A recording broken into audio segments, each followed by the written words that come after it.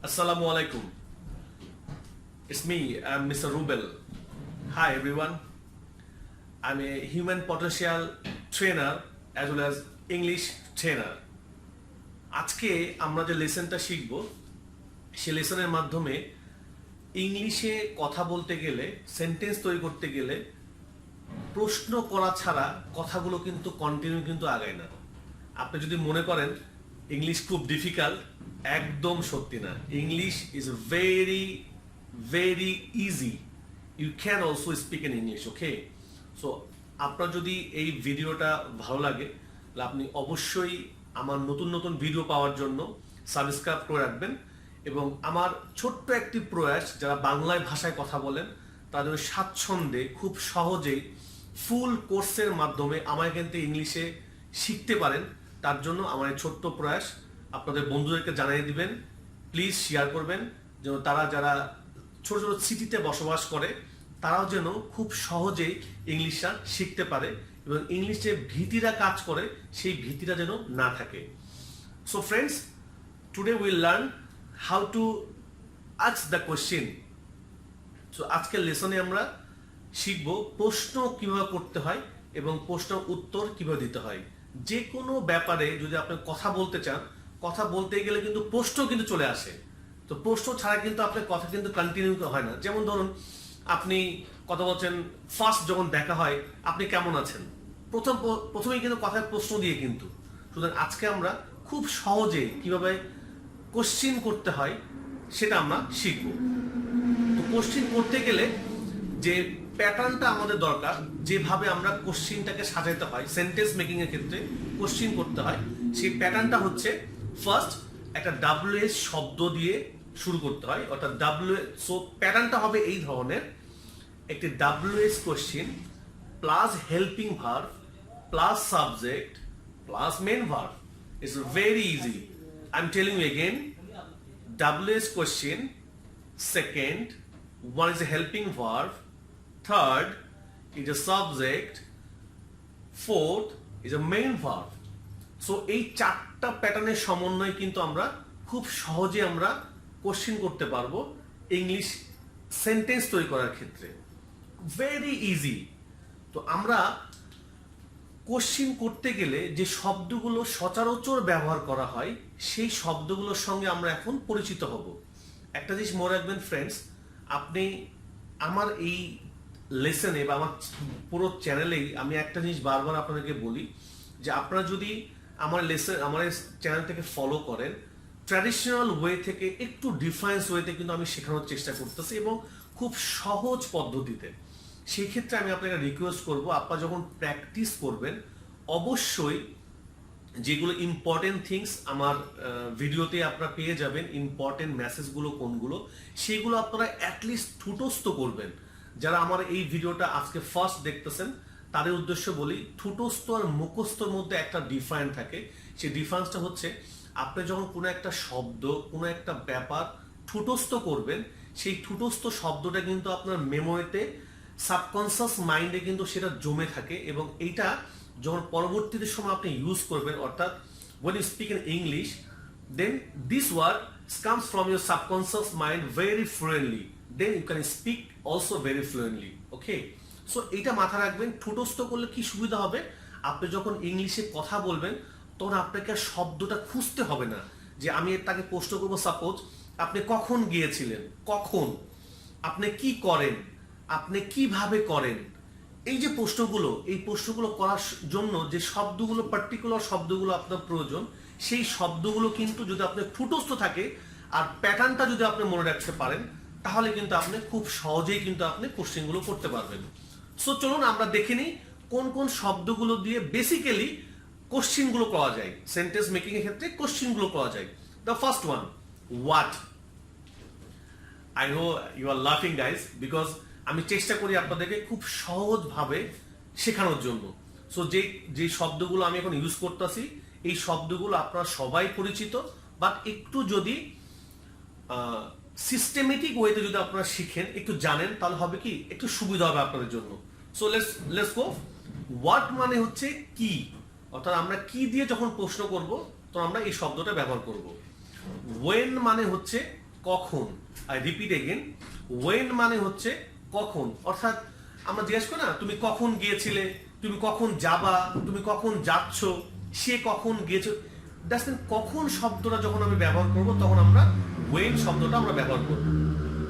How, how মানে কিভাবে, how মানে কিভাবে, অর্থাৎ কিভাবে দিয়ে যদি আমরা কোনো প্রশ্ন শুরু করতে চাই কোনো একটা সেন্টেন্সে, ঠিক আছে, তখন আমরা হাউটাকে ইউজ করব। নেক্সট ওয়ান হুইচ, হুইচ মানে কোনটি। আমরা কথা বলার সময় বলি না কোনটি, এটা কোন, কোনটি, কোনটি দিয়ে যখন আমরা শুরু করব, হুইচ ওয়ান, কোনটি, which one you do you like.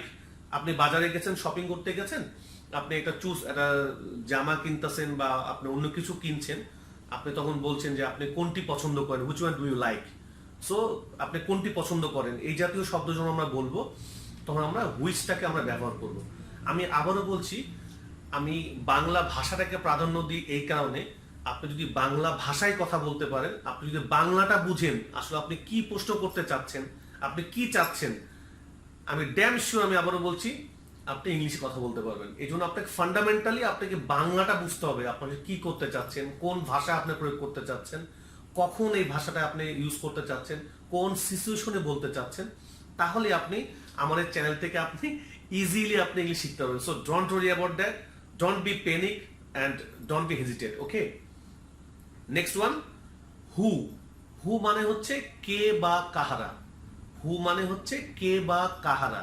ও সময় না কে এটা করেছিল, কে যাবে, হ্যাঁ, বা কারা যাবে, কারা খেলেছিল, ঠিক আছে। সো কে বা কারা দ্বারা যখন আমরা প্রশ্ন করব তখন আমরা ইউজ করব হু দিয়ে আমরা শুরু করব। হুম, হুম মানে হচ্ছে কাকে, ঠিক আছে, হুম মানে হচ্ছে কাকে।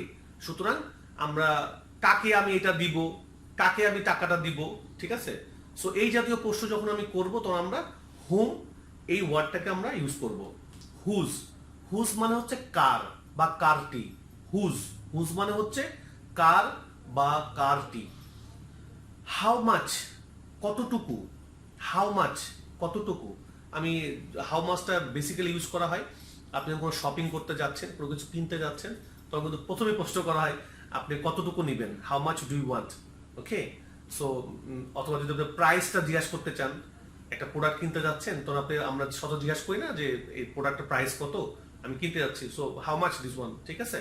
So how much, so in general যদি আমি দেখি, ইন জেনারেল, তাহলে আমরা এই শব্দগুলো ব্যবহার করে কিন্তু আমরা প্রশ্নবোধক আমরা সেন্টেন্স তৈরি করতে পারি। সুতরাং আমরা কি কি শব্দ দিয়ে প্রশ্নবোধক শব্দ তৈরি করা যায়, সেন্টেন্স তৈরি করা যায়, আমরা সেটা জেনে গেলাম। এখন আমরা জানবো সেন্টেন্স কিভাবে মেকিং করতে হয়, অর্থাৎ কিছু উদাহরণগুলো আপনার আমার লাইফের সঙ্গে যখন এটাকে অ্যাডজাস্ট করব লাইফের সঙ্গে, যেটা সচরাচর আমরা করে থাকি, সচরাচর আমরা যেভাবে কথাগুলো আমরা বলে থাকি, ঠিক আছে, সেই শব্দগুলোর সঙ্গে যদি আমরা এটাকে অ্যাড করে ফেলি, সেক্ষেত্রে আমাদের যেগুলো বুঝতেও অনেক ইজি হবে। সো আমরা শিখবো যে পজিটিভ কোশ্চেন কিভাবে করতে হয় এবং পজিটিভ অ্যান্সার কিভাবে করতে হয়। মাইন্ড ইট, পজিটিভ, হ্যাঁ, কোশ্চেন দুইভাবে হয়। আমরা নেক্সট লেসনে আমরা শিখবো নেগেটিভ কোশ্চেন কিভাবে হয়, বা নেগেটিভ কোশ্চেনের পজিটিভ কিভাবে অ্যান্সার হয়, অথবা নেগেটিভ কোশ্চেনের নেগেটিভ কিভাবে অ্যান্সার হয়, এটা আমরা শিখবো। সো আমরা এই লেসনে আমরা শিখবো যে পজিটিভ কোশ্চেন কিভাবে করতে হয়। সো ফর এক্সাম্পল, আমি যদি একটা বাক্য তৈরি করি, যেমন তুমি খেলো, খুবই ইম্পর্টেন্ট থিংস সেটা হচ্ছে আপনি যখন ডাব্লিউএস কোশ্চেন তৈরি করবেন, হ্যাঁ, তো একটা জিনিস খেয়াল রাখবেন, আগে বাংলা ভাষাটাকে আপনি ঠিক করবেন, বাংলা ভাষায় কোন প্যাটার্নে আপনি কথা বলছেন। ফর এক্সাম্পল, তুমি খেলো, এটা যদি আপনি খেয়াল করেন এটা কোন প্যাটার্ন ছিল, এটা আমাদের লেসনটা ছিল ডু ফর্মে, অর্থাৎ ইউ প্লে, তুমি খেলো। একটা জিনিস খেয়াল রাখবেন, আপনি যে প্যাটার্ন বা ফর্মে আপনি বাংলাতে প্রশ্ন করবেন, অ্যান্সারটা কিন্তু সেই ফর্মেই কিন্তু হবে। এই জিনিসটা কিন্তু মোস্ট ইম্পর্টেন্ট, হ্যাঁ, এটা খেয়াল রাখবেন। যে ফর্মে, আমি আবারও বলছি, যে ফর্মে আপনি প্রশ্ন করবেন অ্যান্সারটা কিন্তু সেই ফর্মেই কিন্তু হবে। শুধুমাত্র আমরা এখানে ডাব্লিউএস কোশ্চেন অর্থাৎ প্রশ্নবোধক প্রশ্ন দিয়ে যদি সেন্টেন্স তৈরি করতে চাই, সেই ক্ষেত্রে যে ফরম্যাট বা প্যাটার্নটা আমরা শিখেছি, শুধু আমরা সেই প্যাটার্নটাকে আমরা ফেলে দিব, তাহলে আমরা একটা সেন্টেন্স তৈরি করতে পারবো। তো যদি আমরা এই শব্দটাকে নিয়ে যদি চিন্তা করি, তুমি খেলো, ইউ প্লে, এই শব্দটার প্রশ্ন কি হতে পারে, একটা জিনিস খেয়াল রাখবেন, আমার এখানে শেখার স্টাইলটা একটু ডিফারেন্ট। যেমন ধরুন একটা শব্দকে আমি কিন্তু 10টা দিয়ে প্রশ্ন করতে পারি, অর্থাৎ আমরা যে প্রশ্নবোধক শব্দগুলো শিখে গেলাম like what, when, how, which, whom, who ইত্যাদি ইত্যাদি, এই একটা শব্দকে কিন্তু আমরা 6-7টা দিয়ে আমরা প্রশ্ন করতে পারি। বন্ধুগণ, আপনারা যখন প্র্যাকটিস করবেন তখন অবশ্যই এটা খেয়াল রাখবেন যে আপনারা একটা শব্দ তৈরি করা শিখলেন, এই শব্দটাকে দিয়ে কিন্তু আপনারা নিজেরা কিন্তু বাকি শব্দগুলো তৈরি করবেন।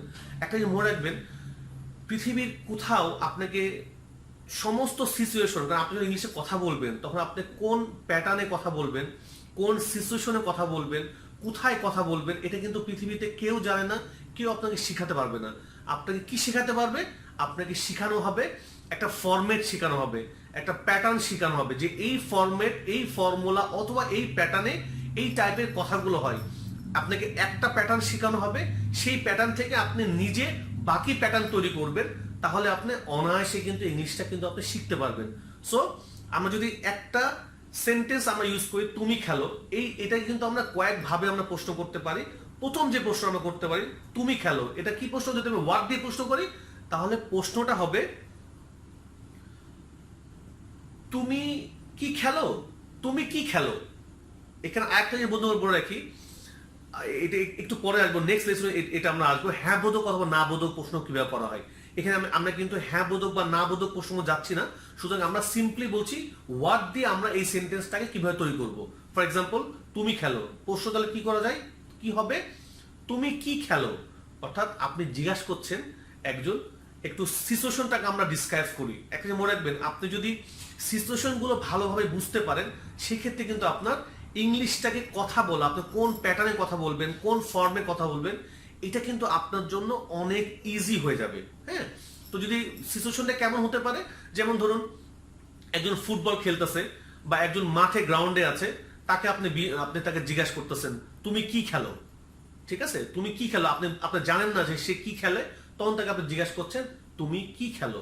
তাহলে প্রশ্নটা কি হবে, যেহেতু তুমি খেলো এটা ফর্ম ছিল আমার ডু ফর্ম, সেক্ষেত্রে আমি যখন প্রশ্ন করব, আমাদের প্রশ্নের প্যাটার্নটা কি ছিল, আমরা যখন প্রশ্ন তৈরি করব আমাদের প্যাটার্নটা ছিল, প্রথমে ছিল একটা WH কোশ্চেন, একটা শব্দ থাকবে, সেকেন্ড হচ্ছে হেল্পিং ভার্ব থাকবে, থার্ড হচ্ছে সাবজেক্ট, ফোর্থটা হচ্ছে ভার্ব, মেন ভার্ব। ওকে, সো তুমি খেলো এটা ইংলিশ যদি আমি করি, এটা ইংলিশটা হয় you play. Okay, you play মানে তুমি খেলো। এখন যদি এটাকে যখন পোস্টে কনভার্ট করব তখন প্রশ্ন কিভাবে হবে, কি, এটার ইংলিশ কি হবে, হোয়াট, যেটা আমরা একটু আগেই শিখেছি।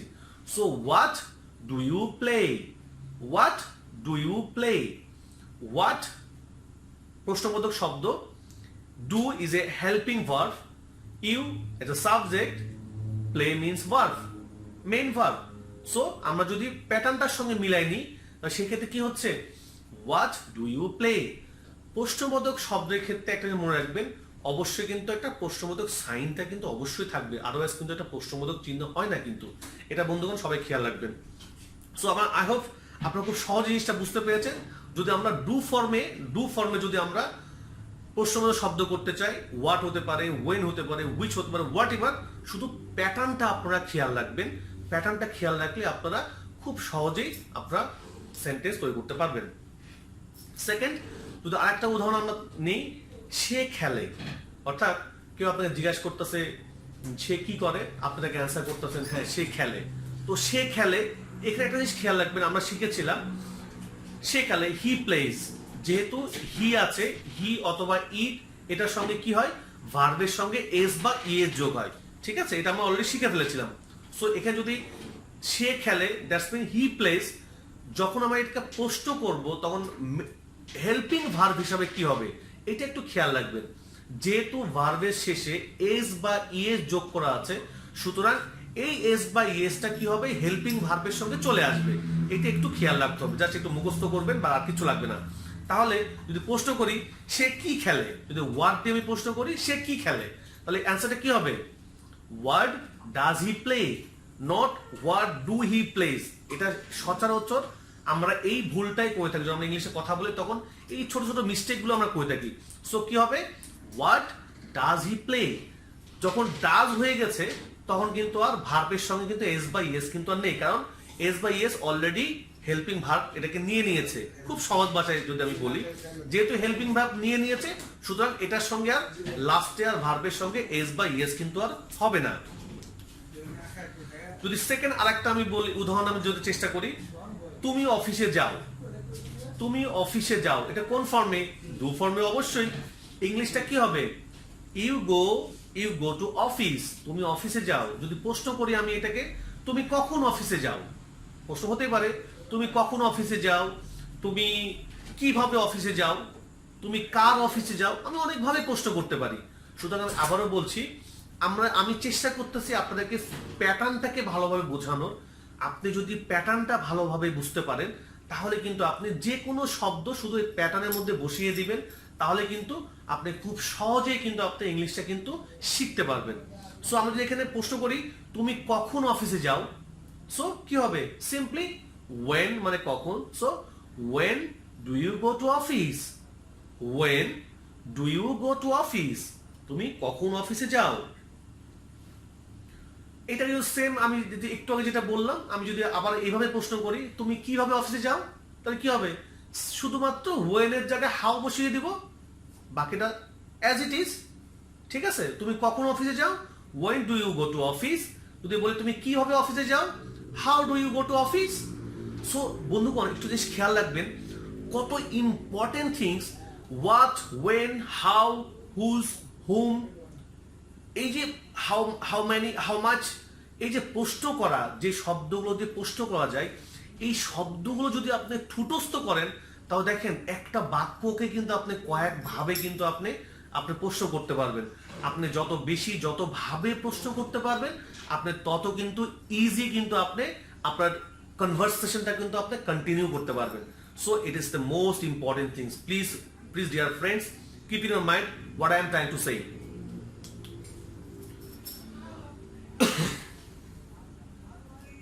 তারা দান করিতেছে, ফর্মটা কিন্তু চেঞ্জ হয়ে গেছে। এখন যদি আমরা ডু ফর্মে ছিলাম, একটু খেয়াল করুন, বাংলাটা খেয়াল করুন, তারা দান করিতেছে, এটা কোন ফর্মে? এটা ফর্মটা ছিল হচ্ছে subject plus helping verb plus ভার্বের সঙ্গে আইএনজি যুক্ত হবে। মনে পড়তেছে আপনাদের? আমি আশা করি আপনারা মনে রেখেছেন। সুতরাং আমি এই জন্য একটা জিনিস আপনাদেরকে বলেছিলাম যে আপনারা প্রত্যেকটা লেসনকে ইম্পর্টেন্স দেন। আমি প্রত্যেকটা লেসনকে খুব ইজি ভাবে সাজানোর চেষ্টা করেছি, খুব সহজভাবে সাজানোর চেষ্টা করেছি, বা যদি আপনারা এটাকে সিরিয়াস ভাবে নেন। So if you take this seriously, you can win. Trust me, you can speak in English very soon, very soon. There is no problem at all. So first আমাদের খেয়াল করতে হবে এটা কোন ফর্মে। ঠিক আছে? তারা দান করিতেছে, সো কি হবে? এটা দে আর ডোনেটিং, অর্থাৎ অক্সিলারি ভার্ব একটা আসছে এখানে, ডের সঙ্গে আর আসছে, ডোনেট হচ্ছে দান করা, ভার্বের সঙ্গে কিন্তু আইএনজি যুক্ত হয়ে গেছে। সুতরাং এইটাকে যখন আমরা প্রশ্ন করব, আমি যে কোনো ভাবে প্রশ্ন করতে পারি।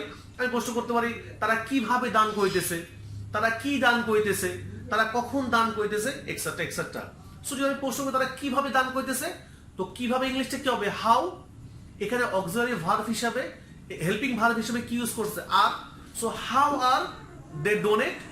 খেয়াল রাখবেন, যখনই অক্সিলারি ভার্ব চলে আসবে প্রশ্নবোধক করার সময়, তখন কিন্তু শুধু প্রশ্নবোধক শব্দর পরে অক্সিলারি ভার্ব আসলে বাকিটুকু কিন্তু সেম অ্যাজ ইট ইজ করলেই কিন্তু আপনার প্রশ্নবোধক কিন্তু হয়ে গেল। অনেক ইজি না বন্ধুগণ?